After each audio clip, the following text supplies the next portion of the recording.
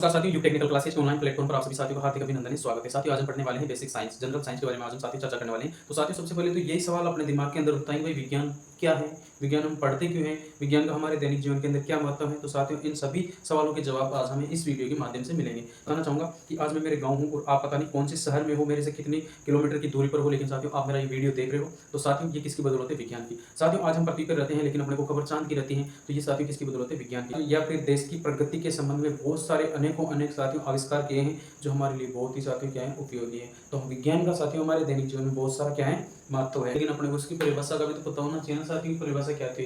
तो साथियों मैं आपको बताना चाहूंगा, इस प्रकृति के अंदर जो भी परिघटनाएं हुई, जो प्रक्रियाएं चल रही हैं, या फिर पदार्थों के संबंध में प्रयोगों द्वारा सुव्यवस्थित ज्ञान के अध्ययन को क्या बोला जाता है साथियों?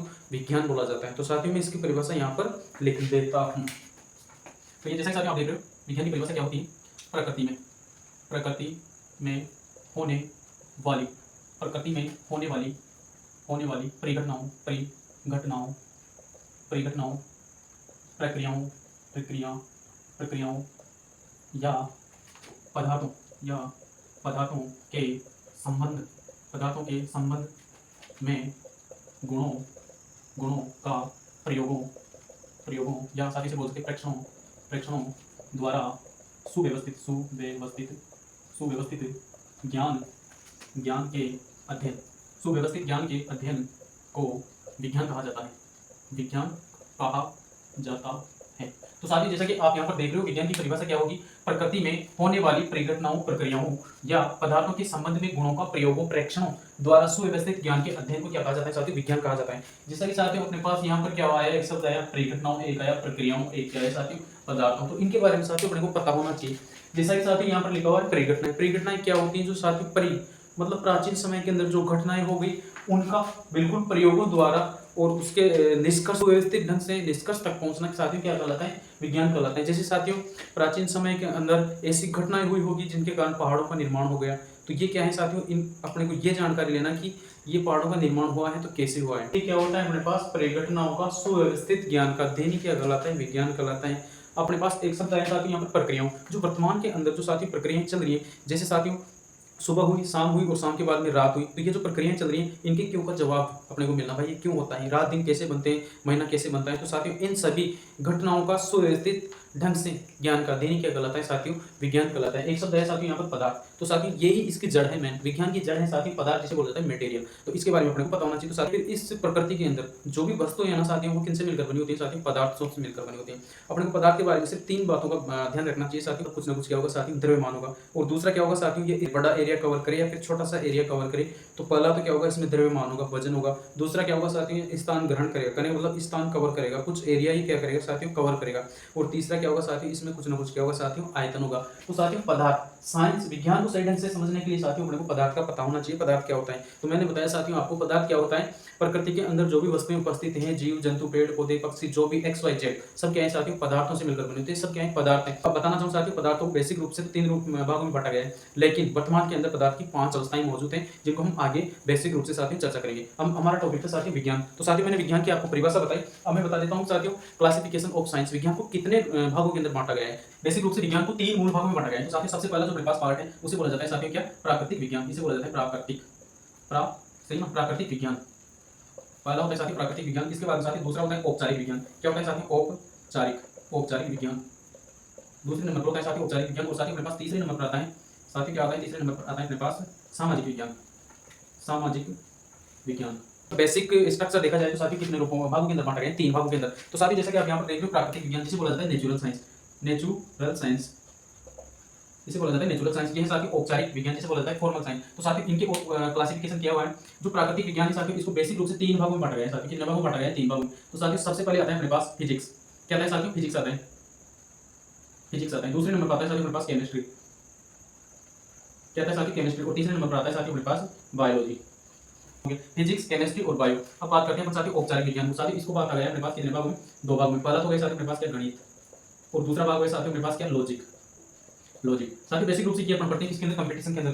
गणित एक साइंस का पार्ट है और लॉजिक जैसे रीजनिंग वो भी किसका पार्ट है साथियों? अपने पास साइंस का पार्ट है। अब बात करते हैं साथियों अपने पास सामाजिक विज्ञान की। तो साथियों इसके कितने पार्ट है? 2 हैं। तो साथियों सबसे पहले हो गया अपने पास समाज और दूसरा हो गया साथियों मानव व्यवहार। तो साथियों कहने का मतलब अब साइंस की अपन ने परिभाषा देखी साइंस को। साथियों अब हम पढ़ेंगे फिजिक्स, जिसे बोला जाता है भौतिक विज्ञान। और साथियों मैं आपको एक बात बताना चाहता हूँ, चाहे हम भौतिक विज्ञान पढ़ें या फिर रसायन विज्ञान पढ़ें या फिर बायोलॉजी पढ़ें, इनके अंदर साथियों एक शब्द है जो बार बार घूमेगा, इस बोर्ड पर बार बार आएगा, उसका नाम है साथियों पदार्थ। तो सबसे पहले अपन देख लेते हैं भाई पदार्थ क्या है, पदार्थ के कितने पार्ट है, उसको आज हम यहाँ पर सबसे पहले देख लेते हैं। तो साथियों उसका नाम है पदार्थ। क्या नाम है साथियों उसका? पदार्थ, जिससे बोला जाता है द्रव्य। इसका एक और अन्य नाम है जिसे क्या बोला जाता है साथियों? द्रव्य। और बात करें अंग्रेजी की तो इसे बोला जाता है मैटर। तो साथियों ये जो शब्द है ना अपने पास, चाहे हम फिजिक्स पढ़े, चाहे केमिस्ट्री पढ़े, चाहे बायोलॉजी पढ़े, उनके अंदर ही बार बार आएगा। तो सबसे पहले पता होना चाहिए पदार्थ क्या होता है। तो साथियों मैं आपको बताऊं, प्रकृति में उपस्थित वह प्रत्येक प्रकृति में उपस्थित वह प्रत्येक कारक जिसमें जिसमें द्रव्य द्रव्यमान हो, जो स्थान घेरता हो, वह जो स्थान घेरता हो, तथा जिसमें आयतन हो, क्या कहलाता है साथियों? वो क्या कहलाता है अपने पास? पदार्थ कहलाता है। तो साथियों मेरे पास परिभाषा क्या होगी? प्रकृति में उपस्थित वह प्रत्येक कारक जिसमें द्रव्यमान हो, जो स्थान घेरता है, या फिर जिसमें क्या हो साथियों? आयतन हो, क्या कहलाता है साथियों? वो कहलाता है मेरे पास क्या? पदार्थ कहलाता है। तो साथियों एग्जांपल की बात करें तो जैसे हो गया साथियों अपने पास पत्थर को अपन कहीं भी रखेंगे तो स्थान भी घेरेगा, उसमें कुछ वजन भी है, उसका कुछ आयतन भी होगा। साथियों जैसे हो गया अपने पास पानी को अपन किसी भी बर्तन में डालेंगे, तो वो स्थान घेरेगा और उसका कुछ न कुछ वजन होगा, उसी प्रकार से उसका आयतन भी होगा। जिस साथियों की हवा का भी कुछ न कुछ वजन होता है, स्थान भी घेरती है, उसका आयतन भी होता है। तो साथियों अपने पास अपन ने पढ़ा पदार्थ की परिभाषा। अब बात कर लेते हैं पदार्थ कितने प्रकार का होता है। तो साथियों बेसिक रूप से पदार्थ को कितने भागों में बांटा गया साथियों? 3। एक हो गया अपने पास ठोस, जिसे बोला जाता है साथियों सॉलिड। क्या बोला जाता है साथियों? सॉलिड। दूसरे नंबर पर हो गया साथियों अपने पास द्रव। क्या हो गया साथियों? ये द्रव्य है और ये द्रव है। इसके अंदर थोड़ा देख लेना, ये द्रव है, वो क्या है? द्रव्य है। कहने का मतलब द्रव्य क्या है? पदार्थ, और द्रव क्या है? द्रव्य की एक भाग है। तो ये साथियों द्रव जिसे बोला जाता है क्या? लिक्विड। और तीसरे नंबर पर आता है साथियों अपने पास क्या? गैस। क्या आता है साथियों? गैस। अब साथियों ये हो गए बेसिक रूप से 3 भाग, लेकिन वर्तमान के अंदर अगर अपन देखें तो पदार्थ को 5 भागों के अंदर बांटा गया है। पदार्थ की 5 अवस्थाएं। तो साथियों चौथी कौन सी हो जाएगी साथियों? चौथी हो जाएगी अपने पास बोस-आइंस्टीन कण। बोस-आइंस्टीन कण। और एक हो जाती है साथियों आप 5वीं प्लाज्मा। क्या होगी साथियों? प्लाज्मा। तो इनका भी आप विशेषकर ध्यान रखना। अब बात कर लेते हैं साथियों ठोस क्या होता है, द्रव क्या होता है, गैस क्या होती है। तो साथियों सबसे पहले जो ठोस की परिभाषा होगी ना, उसके अंदर अपन ऐड करेंगे जो ठोस होता है ना, उसका आकार। क्या साथियों? आकार क्या रहता है? फिक्स रहता है। आकार क्या रहता है? फिक्स रहता है। दूसरा क्या रहेगा साथियों? वजन रहेगा। कहने का मतलब द्रव्यमान रहेगा। द्रव्यमान फिक्स रहता है। अब इसके बाद में साथियों तीसरे नंबर पर आएगा साथियों अपने पास क्या? आयतन। आयतन भी क्या रहता है साथियों? का फिक्स रहता है। साथियों हमने ठोस के अंदर देखा इसका आकार, आयतन, द्रव्यमान फिक्स रहता है। तो साथियों जैसे कि अपने पास कोई पत्थर है, चाहे पत्थर को अपन यहाँ देखें, चाहे यहाँ से 20 किलोमीटर आगे देखें या फिर 20 किलोमीटर पीछे देखें या आसमान में देखें, क्या रहेगा साथियों? उसका आकार फिक्स रहेगा और वजन भी क्या रहेगा? फिक्स रहेगा। आयतन भी क्या रहेगा? फिक्स रहेगा। अब बात करते हैं साथियों अपन द्रव के बारे में। तो साथियों द्रव का आकार फिक्स नहीं रहता। इसका मतलब क्या रहेगा साथियों? आकार फिक्स नहीं रहता। उसके बाद में द्रव्यमान क्या रहता है साथियों? फिक्स रहता है। द्रव्यमान क्या रहता है साथियों? फिक्स रहता है। उसके बाद में क्या है साथियों? आयतन भी क्या रहता है साथियों? फिक्स रहता है। अब देखो साथियों इनको अपन कैसे समझेंगे।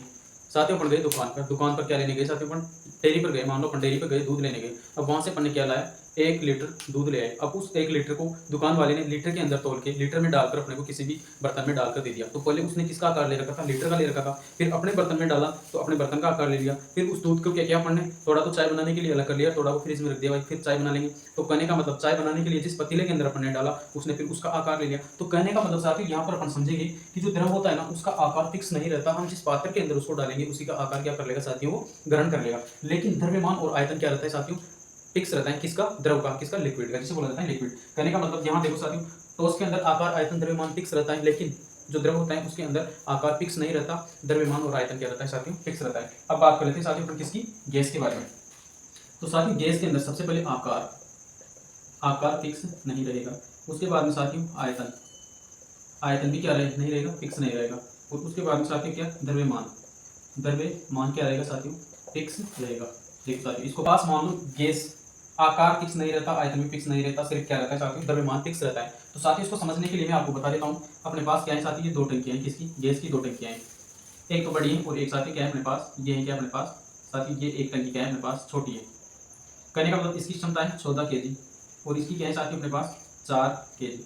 तो साथ ही यहाँ से समझने की कोशिश करना, अगर इस टंकी के अंदर अपने पास गैस कितनी है, आप मान लो 3 केजी है, तो क्या होगा, क्या वो 3 केजी यहाँ तक रहेगी या फिर यहाँ तक रहेगी। कहने का मतलब जो 3 केजी गैस है ना, पूरी टंकी के अंदर एकदम समान रूप से वितरित रहेगी।